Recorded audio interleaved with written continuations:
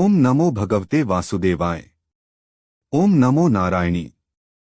भक्तों, निर्जला एकादशी सहित वर्ष में 23 अन्य एकादशी होती हैं, जिसमें सबका अपना अपना महत्व व कथाएं हैं।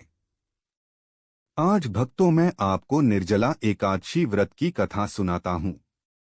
प्राचीन कथा के अनुसार पांडवों के भाई भीम व्यास जी से कहने लगे कि हे पितामह, भाई युधिष्ठिर, माता कुंती, द्रौपदी, अर्जुन, नकुल और सहदेव आदि सभी श्री कृष्ण के कहने पर एकादशी का व्रत करते हैं और श्री कृष्ण ने इस व्रत को करने की सलाह मुझे भी दी। पर महाराज, मैं भगवान की पूजा कर सकता हूँ, दान भी दे सकता हूँ, पर बिना भोजन किए नहीं रह सकता।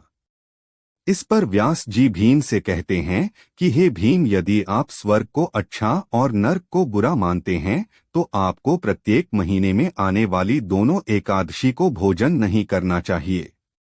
भीम कहने लगे कि हे पितामह, मैं पहले ही कह चुका हूं कि मैं भूखा नहीं सह सकता, इसलिए कृपा करके मुझे ऐसा कोई व्रत बताएं जिसे वर्ष में एक बार ही करना पड़े और मुझे स्वर्ग की प्राप्ति हो।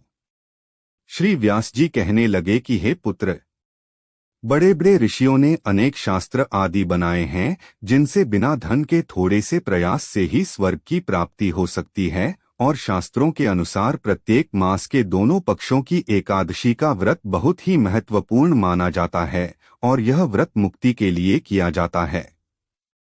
व्यास जी के वचन सुनकर भीम नरक जाने के नाम से डर गए और कहने लगे कि अब क्या किया जाए।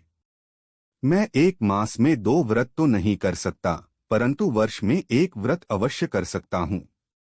यदि वर्ष में एक दिन के व्रत से मुझे मुक्ति मिल सकती है तो कोई ऐसा व्रत बताएं। यह सुनकर व्यास जी ने कहा कि ज्येष्ठ मास के शुक्ल पक्ष की एकादशी, जो वृष और मिथुन राशि की संक्रांति के बीच आती है, निर्जला कहलाती है। तुम उस एकादशी का व्रत करो। इस एकादशी के व्रत में स्नान और आचमन के अलावा जल वर्जित है। इस दिन अन्न नहीं खाना चाहिए, क्योंकि अन्न खाने से पुण्य का नाश होता है। यदि कोई एकादशी के दिन सूर्योदय से लेकर द्वादशी के दिन सूर्योदय तक जल ग्रहण नहीं करता है तो उसे सभी एकादशियों के व्रत का फल प्राप्त होता है। द्वादशी के दिन सूर्योदय से पहले उठकर स्नान आदि करके हरिवासर का ध्यान रखते हुए ब्राह्मणों को दान आदि करना चाहिए। इसके बाद किसी भूखे और योग्य ब्राह्मण को भोजन कराकर स्वयं भोजन करना चाहिए। इसका फल 1 वर्ष की संपूर्ण एकादशी के बराबर होता है। व्यास जी कहने लगे कि हे भीम, भगवान ने खुद मुझे यह बताया है। इस एकादशी का पुण्य सभी तीर्थों और दानों से बढ़कर है।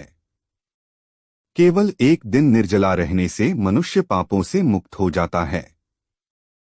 जो मनुष्य निर्जला एकादशी का व्रत करता है, उसकी मृत्यु के समय यमदूत आकर उसे घेरते नहीं हैं, अपितु भगवान के पार्षद उसे पुष्प विमान में बिठाकर स्वर्ग ले जाते हैं। इसलिए निर्जला एकादशी का व्रत करना संसार में सर्वश्रेष्ठ है। इसलिए इस व्रत को पुरुषार्थ से करना चाहिए। उस दिन ओम नमो भगवते वासुदेवाय मंत्र का जाप करना चाहिए और गौ दान करना चाहिए। इस प्रकार व्यास जी की आज्ञानुसार भीम ने यह व्रत किया।